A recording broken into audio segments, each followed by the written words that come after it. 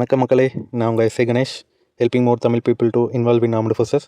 இந்த வீடியோவில் நம்ம எதை பற்றி பார்க்க போகிறோம்னா ஆர்எம்இ, அதாவது ரிவ்யூ மெடிக்கல் எக்ஸாமினேஷன். ஸோ இந்த ரிவ்யூ மெடிக்கல் எக்ஸாமினேஷன் பற்றி சில பேசிக்கான டீட்டெயில்ஸ் தெரிஞ்சுட்டு நீங்கள் போனீங்கன்னா உங்களுக்கு யூஸ்ஃபுல்லாக இருக்கும். ஸோ அந்த பேசிக்கான டீட்டெயில் என்னங்கிறத இந்த வீடியோவில் பார்க்கலாம். Okay, RME review medical examination என்னன்னு தெரிஞ்சுக்கிறது முன்னாடி ஃபஸ்ட்டு நீங்கள் டீட்டெயில்டு மெடிக்கல் எக்ஸாமினேஷன், அதாவது டிஎம்இ பண்ண போகிறீங்க. டிஎம்இ பண்ண போனீங்கன்னா இன்கேஸ் உங்களுக்கு ஏதாவது சின்ன சின்ன மைனர் ஃபால்ஸோ ஏதாவது டவுட்ஸ் இருந்தாலோ அங்கே இருக்கிற மெடிக்கல் போர்டு வந்து உங்களை அன்ஃபிட் பண்ணுவாங்க அந்த ப்ராப்ளம் போட்டு. ஸோ அது என்ன ப்ராப்ளம்னு ஒன்று அந்த டிஎம்இ முடிகிற எண்ட் ஆஃப் த டேயில் எல்லாமே அனலைஸ் பண்ணி எல்லா டயக்னோசிஸும் பண்ணி லாஸ்ட் எண்ட் ஆஃப் த டேயில் உங்களுக்கு ரிசல்ட் கொடுப்பாங்க. நீங்கள் ஃபிட்டுனா உங்களுக்கு ஃபிட்டுன்ட்டும், இல்லை நீங்கள் அன்ஃபிட்னா உங்களுக்கு இந்த ப்ராப்ளம் உங்களுக்கு இதனால் நீங்கள் அன்ஃபிட் பண்ணியிருக்கிறீங்க. அது வந்து ஒரு ப்ராப்ளமாகவும் இருக்கலாம், 2 ப்ராப்ளம், இல்லை நிறையா எத்தனை ப்ராப்ளம்னா கூட இருக்கலாம். அப்படி உங்களை அன்ஃபிட் பண்ணி ஒரு ரிசல்ட் டிக்ளேர் பண்ணுவாங்க. அந்த மாதிரி ரிசல்ட் டிக்ளேர் பண்ணதுக்கப்புறம் ஒரு வேளை நீங்கள் சேலஞ்ச் பண்ணுறதுனாலோ இல்லை உங்களுக்கு ஏதாவது டவுட்ஸ் இருந்தாலோ அந்த ப்ராப்ளமில் நீங்கள் ரிவ்யூ மெடிக்கல் ஃபார்ம் ஒன்று இருக்குது, அந்த ஃபார்மில் நீங்கள் அப்ளை பண்ணலாம். எனக்கு ரிவ்யூ மெடிக்கல் பண்ணணுன்ட்டு உங்களோட சைன் எல்லாமே பண்ணி அந்த அந்த என்ன இதில் ப்ராப்ளமில் அன்ஃபிட் ஆகிருக்கீங்கன்னு உங்களுக்கு கொடுத்துருக்காங்களோ அதை நீங்கள் சைன் பண்ணி நீங்கள் ரீமெடிக்கலுக்கு உங்கள்கிட்ட கேட்பாங்க, நீங்கள் ரீமெடிக்கல் அப்ளை பண்ண போகிறீங்களா இல்லை பண்ணலையான்ட்டு.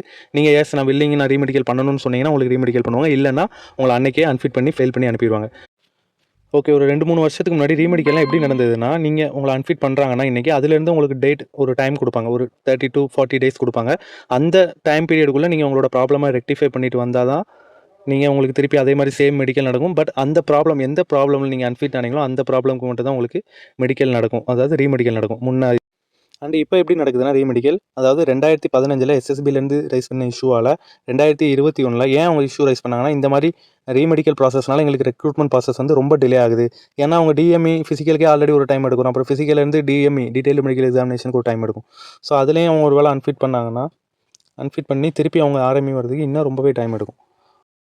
ஸோ அதனால் இந்த ஆர்எம்இ வந்து சீக்கிரமே கண்டக்ட் பண்ண சொல்லி ஒரு கைட்லைன் கொடுத்துருந்தாங்க. அதை ரிவைஸ் பண்ணி அதாவது 2021 அதுக்கப்புறம் நடக்கிற எல்லா ப்ராசஸுமே நீங்கள் ஒரு வேளை இன்றைக்கி அன்ஃபிட் ஆகிற இன்றைக்கி உங்களுக்கு டிஎம்இ இருக்குன்னா செகண்ட் டேவே உங்களுக்கு ஆர்எம்இ இருக்கும். அதாவது இதுக்கு அடுத்த நாளே நீங்கள் அன்றைக்கி ஈவினிங்கே நீங்கள் உங்களுக்கு ரிசல்ட் டிக்ளேர் பண்ணது நீங்கள் அப்ளை பண்ணணும். அதுக்கு அடுத்த நாள் ஒரு வேளை அன்றைக்கி சண்டேவாக இருந்தாலோ அதுக்கு மறுநாளும் உங்களுக்கு கண்டிப்பாக டிஎம்இ இருக்கும். என்ன ப்ராப்ளம் இருந்தாலும் சரி உங்களுக்கு நீங்கள் சேலஞ்ச் பண்ணி நீங்கள் ரிவ்யூ மெடிக்கல் பண்ணுறதுக்கான உங்களுக்கு டைம் பீரியட் வந்து ஒரு நாள் தான். இந்த ரிவைஸ்டு கைட்லைனுக்கு அப்புறம் நம்ம ஒரு 2 பெரிய விஷயத்தை கன்சிடர் பண்ணணும். ஃபஸ்ட்டு இருக்கிறது என்னென்னா ஒரு பெரிய ட்ராபேக். அந்த ட்ராபேக் என்னென்னா, நீங்கள் ஒரு வேளை உங்களுக்கு மறுநாளே ரீமெடிக்கல் நடக்கிறதுனால முன்னாடியெல்லாம் டைம் என்ன கொடுப்பாங்கன்னா 30 days 40 days கொடுப்பாங்க. ஸோ அந்த டைம் பீரியடுக்குள்ளே இன்கேஸ் நீங்கள் சில கம்ப்ளைண்ட்ஸ் எல்லாம் உங்களால் ஈஸியாக க்யூர் பண்ண முடியும். லைக் ஹீமோக்ளோபின் லெவலாக இருக்கட்டும், இல்லை உங்கள் வெயிட் லாஸ் பண்ணதாக இருக்கட்டும், இல்லை வெயிட் இன்க்ரீஸ் பண்ணதாக இருக்கட்டும், அதெல்லாம் நீங்கள் நல்லாவே உங்களை ஆப்டிமைஸ் பண்ணி நீங்கள் அந்த 40 நாளுக்குள்ளே உங்களுக்கு மோஸ்ட்லி அதில் காமிக்கிற நிறையா மைனரான ப்ராப்ளம் எல்லாமே ஏர் வேக்ஸ்லேருந்து இருக்கட்டும், இல்லை பெர்ஃபோரேட்டில் இந்த மாதிரி சின்ன சின்ன விஷயங்கள்லாம் நீங்கள் வந்து அந்த 40 days சரி பண்ணிட்டு போக முடியும். அண்ட் இதை மாதிரி நிறைய பேர் சரி பண்ணிட்டு போயும் ஃபிட்டாக இருக்கிறவங்களும் இருக்கிறாங்க. பட் இப்போ இந்த ரிவைஸ்டு கைட்லைனுக்கு அப்புறம் என்ன ஆகிட்டுனா, உங்களுக்கு மறுநாளே ஆர்எம்இ வைக்கிறதுனால உங்களால் ஒரு நாளில் உங்களுக்கு இன்கேஸ் நீங்கள் வெயிட் கூட இருக்கிறீங்க, ஒரு 3 கிலோ 4 கிலோ அதிகமாக இருக்கிறீங்க, இல்லை கம்மியாக இருக்கிறீங்க, உங்களால் ஒரு நாளில் வெயிட் இன்க்ரீஸ் பண்ண முடியாது. அது மாதிரி தான் மித்த சின்ன சின்ன ப்ராப்ளம்ஸுமே. ஸோ இதுக்கப்புறம் என்ன ஆகிடுனா, இது நமக்கு ஒரு பெரிய ட்ராபேக் ஆகிட்டு. அப்புறம் இதில் ஒரு நல்ல விஷயம் என்னென்னா, இந்த ரீமெடிக்கல் ப்ராசஸ்னால உங்களோட டேட் அதாவது டைம் பீரியட் இருக்குல்ல, இப்போ நமக்கு டிஎம்இ முடியுது, அப்புறம் டிஎம்இ முடிஞ்சு இந்த அன்ஃபிட்டான கேண்டிடேட்ஸ்னால இந்த ஃபிட்டான கேண்டிடேட்ஸுக்குமே ஒரு 2 months 3 months 4 monthsக்கு மேலே வந்து அவங்களுக்குமே அந்த டைம் பீரியட் வேஸ்ட் ஆகுது. ஸோ இப்போ உள்ள இந்த டிஎம்இ அடுத்தே ஆர்எம்இ இருக்கிறதுனால மோஸ்ட்லி டிஎம்இ அதாவது மெடிக்கல் எக்ஸாமினேஷன் எல்லாமே முடிஞ்சதுக்கப்புறம் உங்களுக்கு எல்லா ஷிஃப்ட்டுமே முடிஞ்சதுக்கப்புறம் உங்களுக்கு அரௌண்ட் 1 or 2 monthsலேயே உங்களுக்கு மெரிட் லிஸ்ட் வரதுக்கான சான்சஸ் இருக்குது. ஸோ இது ஒரு ஃபிட்டானவங்களுக்கு ஒரு நல்ல விஷயம். இது அன்ஃபிட் ஆகிறவங்களுக்கு இது ஒரு பெரிய ட்ராபேக். ஏன்னா அவங்களால திருப்பி அதில் ஆர்எம்இயில் ரிவ்யூ பண்ணி அவங்களால கிளியர் பண்ணுறது ரொம்பவே கஷ்டமாக இருக்குது. கொஞ்சம் பேர் கிளியர் பண்ணியிருக்காங்க. அப்படியும் ஆர்எம்இயில் எனக்கு தெரிஞ்சு நிறைய பேர் கிளியர் பண்ணியிருக்காங்க. அதாவது செகண்ட் டே ஆர்எம்இலே நிறைய பேர் கிளியர் பண்ணியிருக்காங்க.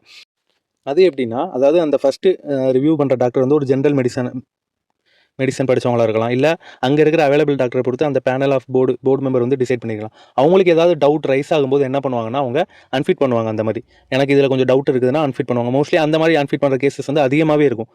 இப்போ உள்ள ட்ரெண்ட் படி பார்த்தீங்கன்னா, எப்போ இந்த மாதிரி ஆர்எம்இ செகண்ட் டே ஆனதோ அப்போவே என்ன பண்ணுறாங்கன்னா, மோஸ்ட்லி வந்து நிறைய பேரை வந்து இந்த மாதிரி மைனர் டவுட்ஸுக்காக நிறைய பேரை வந்து இந்த மாதிரி அன்ஃபிட் பண்ணுறதுக்கு இப்போ உள்ள சுச்சுவேஷனில் அப்படி தான் நடந்துட்டுருக்கு. ஸோ அந்த மாதிரி அன்ஃபிட் பண்ணும்போது என்ன ஆகுனா, செகண்ட் டே வந்து அதுக்கு ஸ்பெஷலிஸ்ட் டாக்டர் ஏதாவது உங்கள் அந்த ப்ரிஸ்கிரிப்ஷன்லேயே அந்த கைட்லைன்லேயே தான் கொடுத்துருப்பான். என்னென்னா அந்த ஸ்பெஷலிஸ்ட் இப்போ அதுக்குன்னு ஸ்பெஷலிஸ்ட் இருப்பாங்கள்ல, அந்த கேஸ் பார்க்குறதுக்கான ஸ்பெஷலிஸ்ட்டில் நீங்கள் கன்சல்ட் பண்ணலாம். அது உங்கள் கேம்பில் அவைலபிளாக இருந்த டாக்டராக இருந்தாலும் சரி, இல்லை எதனாவது கவர்மெண்ட் ஆர் மெடிக்கல் காலேஜ் டாக்டராக இருந்தாலும் சரி, அவங்கள கன்சல்ட் பண்ணி அவங்களோட ஒப்பீனியன் வாங்கிட்டு இது ஓகேவா அக்செப்டபுளான்னு பார்த்து ஃபிட் பண்ணுறதுக்கும் இருக்கிறாங்க. ஸோ அந்த மாதிரி நிறைய பேர் ஃபிட் பண்ணியிருக்காங்க. இப்போ மோஸ்ட்லி என்ன பண்ணுறாங்கன்னா, இந்த சின்ன சின்ன நாக்னீஸில் மோஸ்ட்லி நிறைய பேர் ஃப்ளாட் ஃபுட்டு இந்த மாதிரி கம்ப்ளைண்ட்ஸில் என்ன பண்ணுறாங்கன்னா, டாக்டர்ஸ் வந்து ஃபஸ்ட் டே அன்ஃபிட் பண்ணுறாங்க. நான் ஹைதராபாத்தில் மெடிக்கல் போர்டில் இருந்தப்போ இதே தான் நடந்தது. நிறைய பேர் நம்ம தமிழ் பசங்களே கிட்டத்தட்ட 7-8 பேர் கிட்ட அன்ஃபிட் ஆயிருந்தாங்க ஃபஸ்ட் டேயில் டிஎம்இல. அண்ட் செகண்ட் டே அவங்களுக்கு ரீமெடிக்கல் வந்ததுமே அவங்க எல்லாருமே கிளியர் பண்ணிட்டாங்க. ஸோ அவங்களுக்குமே இந்த ப்ராப்ளம் தான் இருந்துச்சு. நாக்னி, ஃப்ளாட் ஃபுட் இந்த மாதிரி சில பைல்ஸும் பார்க்கணுங்க. நீங்கள் பைல்ஸும் பார்த்துக்கணும். ஸோ இந்த மாதிரி நமக்கு சின்ன சின்ன மைனர் ப்ராப்ளம் எல்லாம் என்ன ஆகும்னா அவங்க அன்ஃபிட் பண்ணிடுவாங்க. செகண்ட் டே வந்து நீங்கள் ஆர்எம்இல கிளியர் பண்ணி போகிறதுக்கான ஒரு சான்சஸ் இருக்குது. ஸோ கைஸ் அவ்வளோதான். மோஸ்ட்லி எல்லா இன்ஃபர்மேஷனும் ஆர்எம்இ பற்றி கொடுத்துட்டேன். ஆர்எம்இ வந்து உங்களுக்கு டிஎம்இக்கு செகண்ட் டேவே நடக்கும். அதில் ஒரு பெனிஃபிட் இருக்குது, ஒரு பெரிய டிஸ்அட்வான்டேஜ் இருக்குது. ஸோ இந்த ரெண்டுமே உங்களுக்கு புரிஞ்சிருக்கும்னு நினைக்கிறேன். இதுக்கு முன்னவே நீங்கள் ப்ரிப்பேர் பண்ணிட்டு போங்க. முன்ன மாதிரி டைம் கிடையாது. ஒரு வேளை வெயிட்டு உங்களால் உங்கள் கையில் இருக்கிற மேட்டர் எல்லாமே நீங்கள் முன்னவே ப்ரிப்பேர் பண்ணிட்டு போங்க. நல்லா ஹீமோக்ளோபின் லெவலில் இருந்து இருக்கட்டும், இல்லை யூரினில் கிரியேட்டின் லெவல், அந்த மாதிரி சின்ன சின்ன விஷயம்லாம் நீங்கள் மெடிக்கல் முன்னாடியே தயார் பண்ணிட்டு போங்க. அப்படி தயார் பண்ணிட்டு போகும்போது என்ன ஆகும்னா, உங்களுக்கு இந்த மாதிரி சின்ன சின்ன விஷயத்துலலாம் உங்களை அன்ஃபிட் பண்ணுறதுலேருந்து நீங்கள் அவாய்ட் பண்ணிக்கலாம். ஸோ உங்களுக்கு இந்த வீடியோ பிடிச்சிருக்குன்னு நினைக்கிறேன். உங்கள் ஃப்ரெண்ட்ஸ் யாராவது எஸ்எஸ்சி ஜிடிக்கோ இல்லை இந்த மாதிரி மெடிக்கலுக்கு ப்ரிப்பேர் ஆகிட்டு இருந்தாலோ இல்லை கவர்மெண்ட் எக்ஸாம் ப்ரிப்பேர் ஆகிட்டு இருந்தாலும் இந்த வீடியோ ஷேர் பண்ணுங்கள். உங்களுக்கு யூஸ்ஃபுல்லாக இருக்கும். Until then, bye. Stay tuned for next video.